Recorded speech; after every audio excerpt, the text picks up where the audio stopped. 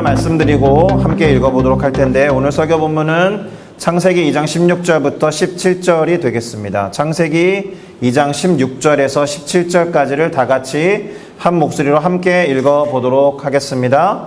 여호와 하나님이 그 사람에게 명하여 이르시되 동산 각종 나무의 열매는 네가 임의로 먹되 선악을 알게 하는 나무의 열매는 먹지 말라. 네가 먹는 날에는 반드시 죽으리라 하시니라. 아멘. 자, 저는 방금 우리가 함께 읽어본 창세기 2장 16절에서 17절 말씀을 가지고 선악을 알게 하는 나무의 열매라는 제목으로 말씀을 전하려고 합니다. 9월달 들어서 열매에 대한 설교를 하겠다라고 말씀을 드리고 두 번째 시간을 맞이했는데, 먼저 말씀드려야 할 것은 오늘 설교는 그동안 많이 들어본 내용도 있을 테지만 또 교리를 이야기하는 것이어서 조금 지루하실 수 있다라는 말씀을 드려봅니다. 그러나 잘 따라오시고 정리를 잘 해보시면 기독교의 기본적인 교리를 이해하는 데 도움이 될 거라고 믿습니다. 자, 우선 제목과 관련해서 우리는 이런 질문을 던져볼 수 있을 겁니다. 이 나무의 이름에 근거할 때 선악을 알게 하는 나무의 열매를 먹으면 과연 어떻게 될 것인가? 어떻게 될 것 같습니까? 선악을 알게 하는 나무니까 선악을 알게 되겠죠. 그러면 이 나무 열매를 먹기 전에는 선악을 모른다는 뜻일까요? 어떻게 생각하십니까? 이 나무 열매를 먹음과 동시에 드디어 선과 악을 구분하기 시작한다는 뜻이 될까요? 뭐 그럴 수도 있을 겁니다. 영어 성경에 따르면 이 나무의 이름은 선과 악에 관한 지식의 나무로 번역을 해두었기 때문에 뭔가 지식에 초점을 둔 나무인 것처럼 보입니다.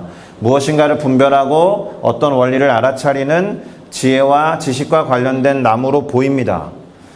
자, 그런데 우리는 이 선악을 알게 하는 나무와 함께 에덴이라는 동산 중앙에 하나님이 두신 나무가 한 그루 더 있다는 걸 알고 있습니다. 맞습니까? 그것이 무엇입니까? 생명나무입니다. 참고로 이 나무 열매를 먹으면 영원히 산다라고 하나님이 직접 말씀하신 구절이 있습니다. 선악을 알게 하는 나무 열매를 따먹고 생명나무를 아직 먹지 않았던 최초의 인간 아담과 하와에게 그들이 손을 들어서 생명나무 열매를 따먹고 영생할지도 모르니까 에덴 동산으로부터 쫓아내시는 장면에서 생명나무의 역할이 분명하게 기록되어 있죠. 자, 그런데 오늘의 관심은 선악을 알게 하는 나무에 있습니다. 생명나무에 대한 것은 다음 시간에 다루어서 그 열매도 함께 이 열매라는 주제 안에 집어넣고 이야기를 해보겠습니다. 이름만 놓고 보면 다시 말씀드리지만 그 나무의 열매를 먹으면 선과 악을 알게 된다, 또는 선과 악에 관한 지식을 얻게 될 것처럼 보입니다. 그렇죠? 자, 그러면 이 선악을 알게 하는 나무와 관련해서 던지고 싶은 질문들이 있을 겁니다. 대표적으로 어떤 것들이 있습니까? 죄와 악은 어떻게 생겨난 것일까? 죄와 악도 창조주 하나님이 만드신 것일까?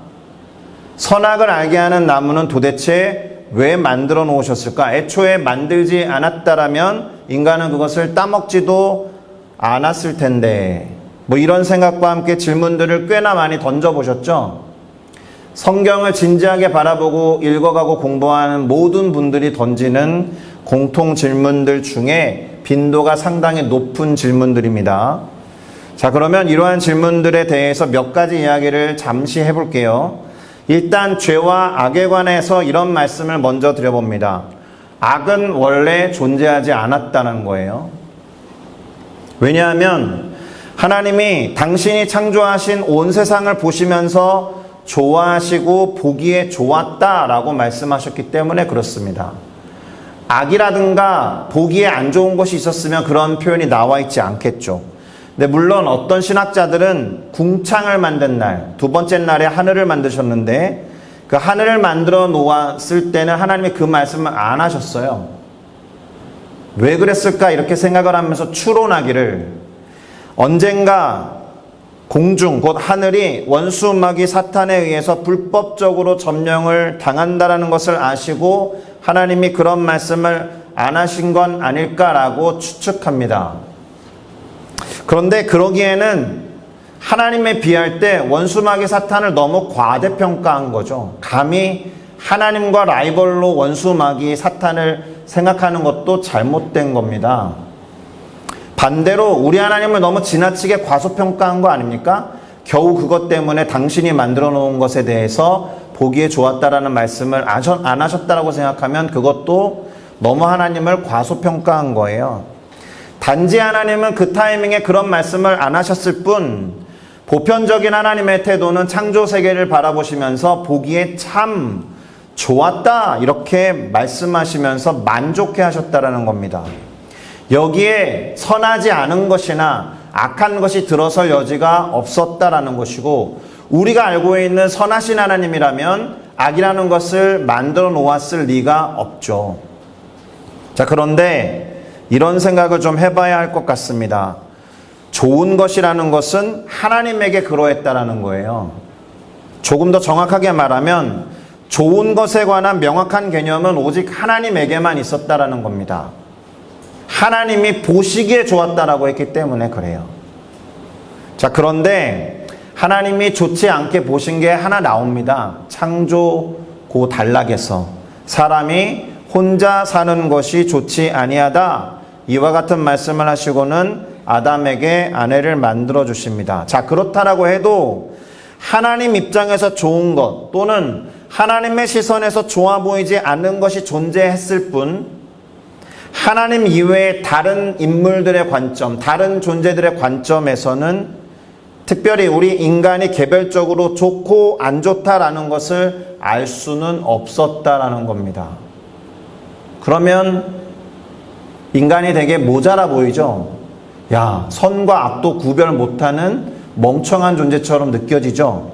선과 악을 구별해서 제대로 살아야 되는데 그래야 인간이 인간다운 거 아니야? 이렇게 생각해 보면 선과 악을 구별 못하는 존재는 좀 모자라 보이잖아요.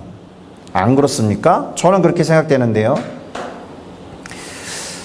일단 이렇게 인정을 한번 해보세요. 선, 악을 알게 하는 나무의 열매를 따먹기 전에는 선과 악을 구별할 필요가 없었다라는 거예요. 다 좋았다라는 겁니다. 고민할 필요 없이 다 해도 된다라는 거예요. 그리고 혹시라도 그것을 구별해야 된다라고 한다면 그건 누구로부터 배웠어야 했어요? 하나님으로부터 배웠겠죠, 인간이. 네, 아담이 엄청 좋은 표현을 한 적이 있습니다. 언제일까요? 짝꿍을 만들어 주셨을 때 뭐라고 했습니까? 이는 내 뼈 중에 뼈요, 내 살 중에 살이다 라고 하면서 엄청 행복해 했지 않습니까? 이 말은 좋은 것에 대해서 이 사람이 알았다라는 거니까 그러면 좋은 것에 대한 어떤 감정과 기준이 아담에게 있었다는 뜻이 아닙니까? 라고 물어보실 수 있겠지만 그 좋음의 감정 또 좋은 것 자체가 하나님으로부터 왔기 때문에 말할 수 있는 겁니다. 하나님으로부터 조금씩 배워왔을 거다라는 거예요. 자, 어쨌든 악까지는 아직 모르겠는데 죄까지는 아직도 모르겠는데 적어도 선, 좋음 이런 것에 대한 입장, 그 개념과 기준은 하나님에게만 있었다라는 점에서 우리는 하나님이 선과 악, 그보다는 선과 선이 아닌 것의 기준이 되셨구나라는 것을 알 필요가 있습니다. 하나님이 기준이었다. 이 말을 꼭 기억하셔야 됩니다. 태초에는 모든 것이 하나님의 기준에 따라 존재하고 존재하지 않았고 좋기도 하고 안 좋기도 했다라는 것을 꼭 기억하셔야 됩니다. 하나님이 절대 기준이었다. 그리고 존재하는 모든 것들의 근원이자 기준이 되시는 하나님이 선악을 알게 하는 나무와 그 열매에 대해서 따로 하신 말씀이 있네요. 무엇입니까? 오늘 설교 본문이기도 했는데 창세기 2장 17절에서 하나님은 이렇게 말씀하셨습니다. 선악을 알게 하는 나무의 열매는 먹지 말라. 네가 먹는 날에는 반드시 죽으리라. 이렇게 말씀하시면서 선악을 알게 하는 나무 열매를 먹지 말 것에 대해서 말씀하셨습니다. 그러면 이것 이외에는 다 해도 된다라는 거예요. 심지어 뭐 먹어도 돼요? 생명나무도 먹어도 돼요.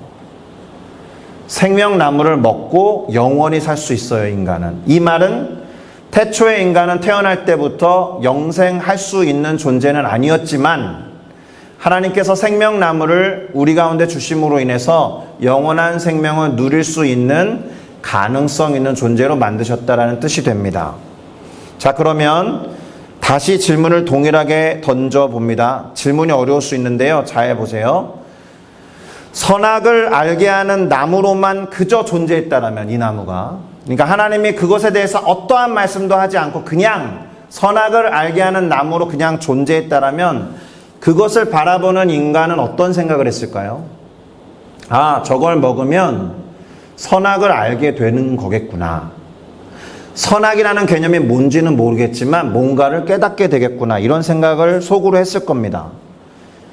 그리고 설교를 시작할 때 던졌던 질문들에 대해서 한번 생각을 해볼 필요가 있습니다. 잘 보세요. 하나님이 선악을 알게 하는 나무에 대해서는 그 열매를 먹지 말라라고 하셨다라는 것은 거기에 다른 의미와 뜻을 부여하셨다는 뜻이에요. 다른 나무나 존재하는 모든 것들에 대해서 아무런 말씀을 하지 않으셨는데 유독 선악을 알게 하는 나무에 대해서는 먹지 말라고 하셨다는 것은 거기에 당신이 원하시는 바가 있었다라는 뜻이 되는 겁니다. 그렇게 되면 어떻게 됩니까? 그 나무를 먹으면 선과 악을 알게 되겠구나라는 이런 생각보다 먼저 떠올려야 되는 게 있어요. 뭐죠? 그거 먹으면 안 돼. 왜? 하나님이 먹지 말라고 하셨으니까. 다시요. 생명나무를 이렇게 들여다보니까 저거 먹으면 되게 좋을 것 같아. 그래서 동산에 있는 모든 나무들을 하나씩 먹으면서 막 즐겼을 거 아닙니까? 먹어도 다 되니까. 너무 좋죠. 너무 맛있죠. 너무 행복하죠. 좋은 것만 있죠. 먹어도 탈나지 않죠. 건강해지죠. 그런데 선악을 알게 하는 나무 열매라고 떡하니 있는데 저거 먹으면 선악을 알게 될 것 같아 라는 욕구와 욕망이 일어나기 전에 뭐부터 기억해야 된다고요? 그거 먹지 말라고 하셨어 하나님이라고 하나님의 뜻과 하나님의 말씀과 하나님을 떠올리는 게 먼저였어야 한다라는 거예요. 그렇게 말씀하셨기 때문에.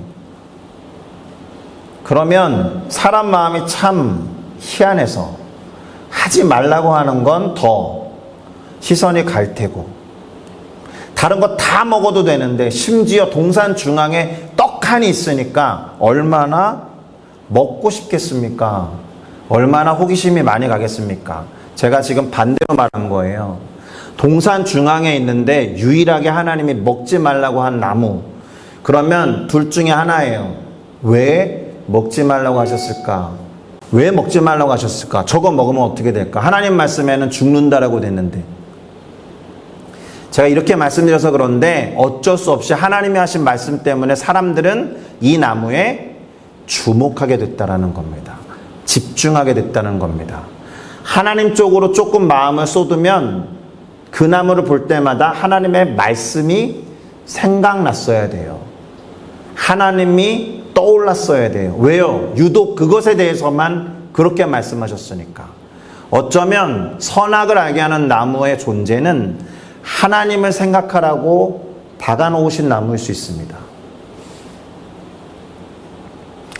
그럼에도 불구하고 우리의 질문은 이런 거죠. 하나님은 왜 선악을 알게 하는 나무를 만들어 놓으신 걸까? 근데 이 질문이 틀린 질문입니다. 그렇게 따지면 생명나무는 왜 만들어 놓으신 걸까?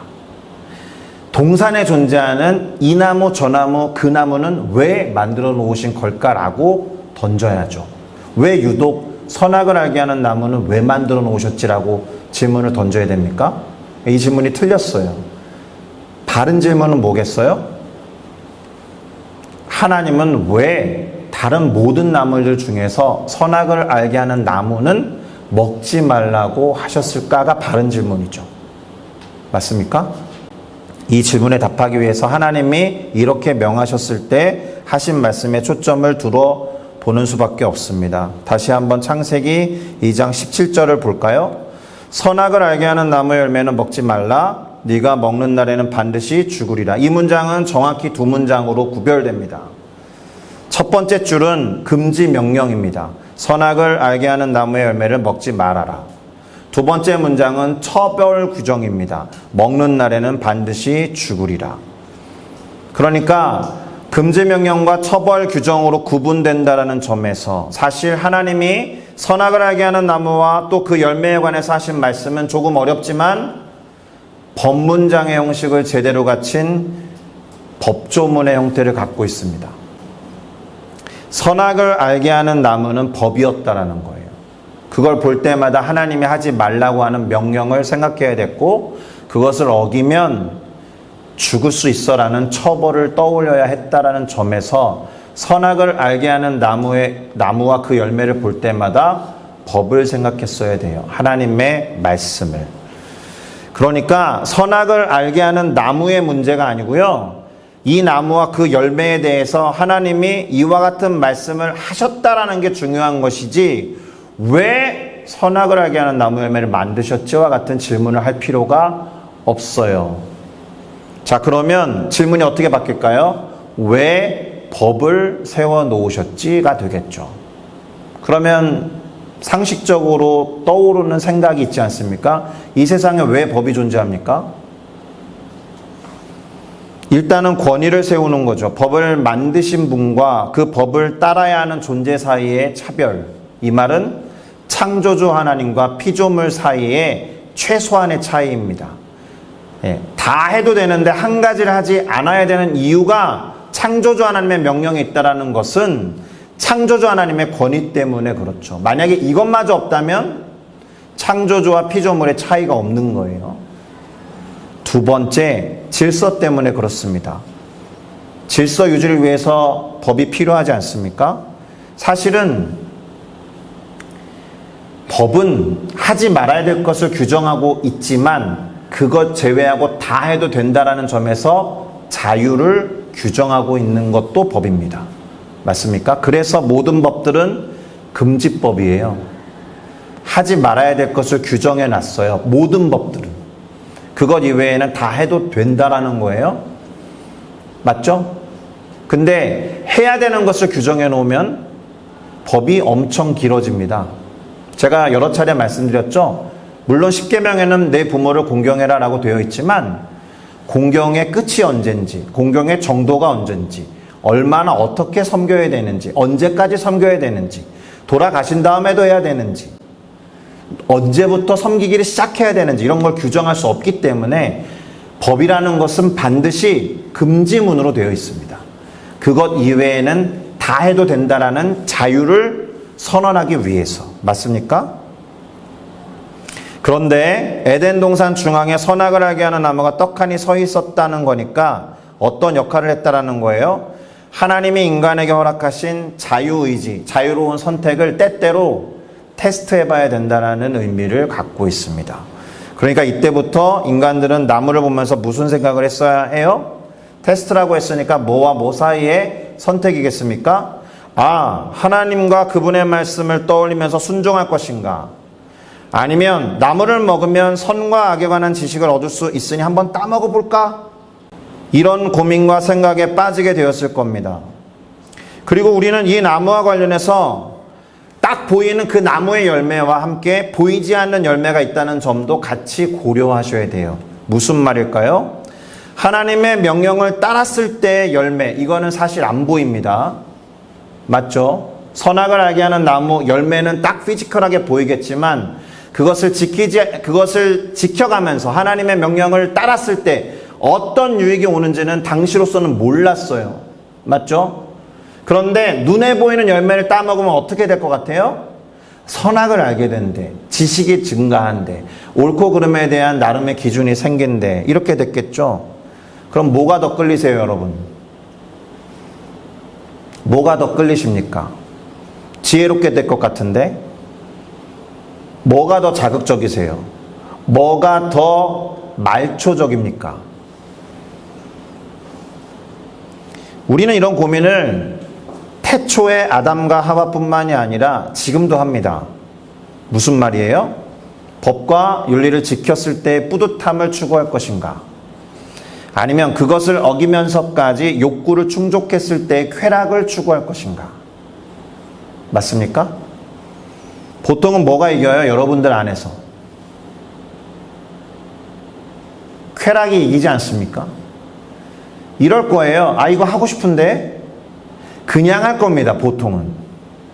근데 또 크리스찬이라고 이거 하고 싶은데, 아, 이거 하나님이 원하실까라고 질문 한 번 더 던져보는 게 크리스찬이죠. 그러나 어쨌든 이와 같은 상황은 우리 안에서 매번 반복됩니다. 이와 같은 생각과 충돌과 갈등, 이게 계속 반복돼요. 그러니까 하나님이 그렇게 말씀하신 순간부터 우리 인간은 갈등하고 고민하는 존재가 되었다라는 겁니다. 사실 그 나무와 열매를 제외하고는 모든 것을 먹어도 되고 누려도 되는 자유 속에 있었는데, 지금 선택의 상황이 주어지고 나니까 그 자유 이면에 존재하는 고민과 갈등, 이런 게 자유와 함께 주어지는 것이기 때문에 일종의 책임을 배우기 시작해요.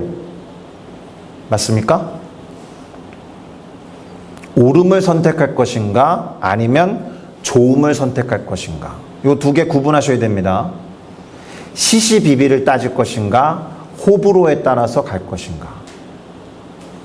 그래서 로댕에 생각하는 사람은 고민하고 고뇌하며 갈등하는 사람을 표현해 놓은 거예요.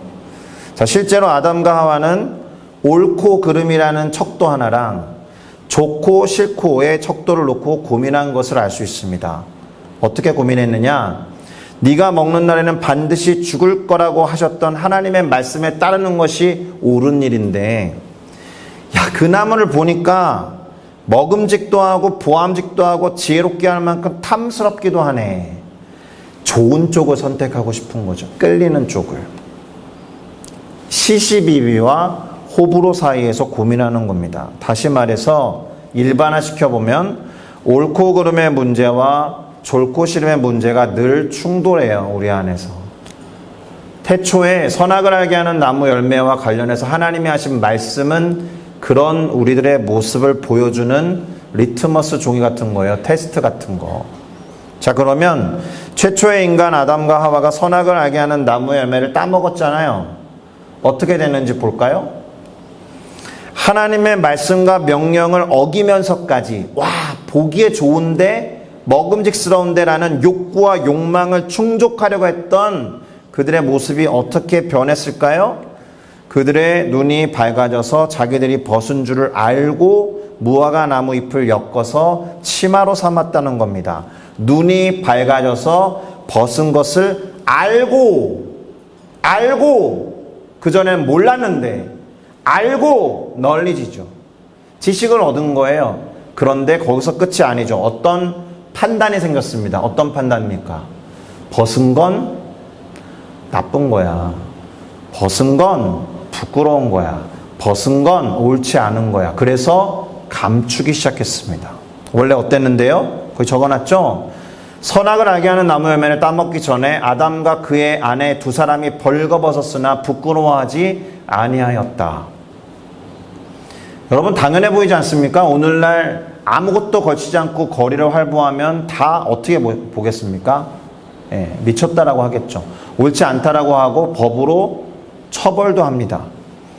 자, 그런데 그와 같은 가치의 판단, 옳고 그름의 판단, 그건 옳은 거야, 그건 안 좋은 거야, 그건 틀린 거야, 그건 좋은 거야, 이와 같은 판단이 언제부터 생겨났어요, 인간에게? 선악을 알게 하는 나무 열매를 따먹은 다음부터. 원래는 어땠는데요? 그런 거 몰라도 됐는데. 어린아기들이 알몸으로 돌아다니는도 본인 창피한 줄 모릅니다. 우리도 어린아이가 그러고 돌아다니는 것을 뭐 그렇게 뭐라 하지 않습니다. 어린아이니까. 그렇다고 어린아이가 멍청해서 그렇다고 생각하지는 않지 않습니까? 우리의 상태가 원래 그랬다라는 거예요. 자, 선악을 알게 하는 나무의 열매를 따먹은 인간의 모습을 재미난 비유로 설명해 놓은 책이 한 권 있습니다. 은혜의 영성의 파워라는 책입니다. 스티브 맥베이라는 분이 쓴 책인데, 제가 우리 여성교회 집사님들하고는 몇 차례 이야기한 책이기도 합니다. 이 책의 1장에 보면은 선악을 알게 하는 나무 열매를 따먹기 전에 아담과 하와의 대화가 나와요. 그리고 선악을 알게 하는 나무의 열매를 따먹은 후에 아담과 하와의 대화가 나와요.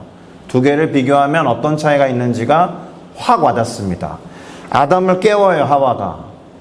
여보, 일어나세요. 제가 여보를 위해서 너무 맛있는 과일을 따왔어요. 얼른 이거 먹고 우리 에덴 동산 가서 놀아요. 라고 흔들어 깨우는 하와를 향해서 타락하기 전, 선악을 알게 한 나무 열매를 따먹기 전에 아담은 어떤 반응을 보였을까요? 너무 좋아. 고마워. 다소 멍청한 것 같죠? 이게 우리가 상상이 안 된다는 거예요. 선악을 알게 하는 나무 열매를 따먹기 전에 우리가 어떤 상태였는지 상상이 안 될 정도로 전혀 문제가 안 됐을 대화예요. 그런데 선악을 알게 하는 나무 열매를 따먹은 다음에 어떻게 됐을 것 같습니까? 아, 짜증나! 왜 깨워? 나 낮잠 자고 싶은데. 그리고 먹을 걸 왜 침대로 갖고 와? 먹을 거는 이거 다 부스러기 떨어지면 얼마나 더러워. 여기에 어떤 판단이 있어요? 먹을 걸 침대로 갖고 오면 안 돼. 나 지금 자고 싶은데 흔들어 깨우는 건 잘못된 거야. 라는 판단이 들어가 있는 상태라는 거예요. 오늘날 다 남녀 사이에, 부부 사이에 이루어지는 대화 양상은 후자에 가깝죠? 고마워. 이렇게 하지 않잖아요. 자, 무엇을 말합니까? 기준이 상대화되었다. 기준이 절대화되어 있었다라면 그건 단 하나의 기준, 하나님 한 분의 기준이었다라는 뜻인데, 기준이 상대화됐다는 말은 존재하는 사람 수만큼 기준이 많아졌다라는 거예요. 그럼 어떻게 됩니까? 조율이 필요하죠. 타협이 필요하죠. 토론이 필요하죠. 약속이 필요하죠. 사회적인 계약에 따라서 법조문을 세우죠. 법이 엄청 복잡해지고 엄청 디테일해져야 합니다. 이런 때는 어떻게 해야 되는데요? 내가 볼 땐 이거야. 아니야, 네가 볼 때는 그거 틀렸어. 이거를 조율하려고 하다 보니 모든 법조항은 상당히 복잡해졌습니다. 똑똑해졌나요? 그래 보이죠? 그런지는 몰라도 상당히 피곤해졌습니다. 그런 걸 생각하지 않아도 되었던 상태에서 5만 가지를 다 생각하고 고민하면서 무엇이 옳고 그른지, 무엇이 좋고 싫은지를 따져야 되는 상태에 들어간 겁니다. 더불어서 모든 인간이 죄인이 되었습니다. 죄인의 개념이 뭐예요? 법을 어긴 거잖아요.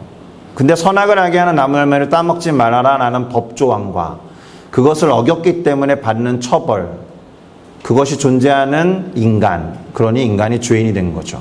법을 어겼으니까. 맞습니까? 그래서 기독교에서는 모든 인간이 죄인이다라고 말하는 겁니다. 그런데 인간이 하나님의 말씀을 어겨가는 과정을 보면 의심이 있어요. 의심. 정말 그 나무를 먹으면 죽을까? 야, 말도 마. 하나님이 보지도 말고 만지도 말라고 하셨어. 죽을까 하노라라는 의심. 그랬더니 사탄이 뭐랍니까? 하나님의 의도를 왜곡하죠. 아니야, 죽지 않아. 부정해버립니다. 그래서 죄를 짓는 과정의 정점에 뭐가 있어요? 의심과 불신과 부정이 있어요. 그래서 당신 죄인입니다라는 말 대신에 당신은 하나님의 말씀을 믿지 않는 자입니다라고 말하면서 불신자라고 말하는 거예요. 기독교에서는 죄인이 곧 불신자라는 개념입니다. 자, 그래서 하나님의 말씀과 같이 모든 인간은 본질적으로 죽은 존재가 되었습니다. 선악을 알게 하는 나무 열매를 먹으면 확실히 죽는다라고 하신 하나님의 말씀과 같이 인간은 죽은 존재가 되었습니다. 이 말은 육체적인 죽음을 말하지 않습니다. 피지컬한 죽음을 말하지 않아요. 아담이 몇 세까지 살았어요? 900세 넘게 살았습니다. 그러니까 이것은 육체적인 죽음을 말하지 않구나라는 것의 반증입니다. 이보다는 이 죽음은 영적인 죽음이겠죠. 본질적인 죽음입니다. 우리의 호흡이 하나님의 호흡으로 왔다라는 것에서 생각해 볼 때 하나님이 당신의 호흡을 불어넣으셔서 다른 동물들과는 본질적으로 차이가 나는 살아있는 존재로 깨어나게 하셨는데 본질적으로 죽음을 맞이했으니 다른 동물과 별 차이가 없는 존재가 된 겁니다. 그러니 이 말을 다시 바꾸어 말하면 모든 인간은 본질적으로 다시 살아야만 하는 존재가 되었구나라고 생각하셔야 됩니다. 한자로 바꾸면 다시 중, 거듭제, 다시 부, 살생, 살활, 그래서 중생, 재생, 부활 이런 단어를 그래서 쓰는 거예요. 순수 한국어로 거듭남이라고 말합니다. 그래서 거듭남을 말하는 거예요. 다시 태어나야 하는 존재. 자, 그러면 그렇게 다시 태어났으니 우리는 어떤 삶을 살아야 할까요? 기준을 다시 세우는 삶을 살아야 하는 겁니다. 하나님을 왕으로, 또 절대자로, 하나님의 말씀을 법으로 사는 삶을 살아야죠. 그래서 성령이 우리 안에 인드웰링 하시는 겁니다. 내주하시는 거예요. 성령을 뭐라고 부른다고요? 생명의 성령의 법. 그래서 성령이 우리 안에서 하나님이 원하시는 것을 하게 하고 하나님이 원치 않는 것을 조금이라도 고민하게 하면서 하지 않게 하는 역할로 우리 안에 주어진 겁니다. 성령이 우리 안에 주어진 것은 막 능력을 행하는 것도 있겠지만 하나님의 뜻에 순종하는 삶을 살도록 인도하는 것에 있습니다.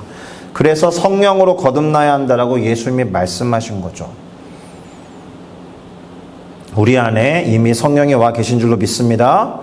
자, 이는 성경이 기록하고 있는 바와 똑같아요. 히브리서 8장 10절을 한번 읽어볼게요. 같이 읽겠습니다. 시작.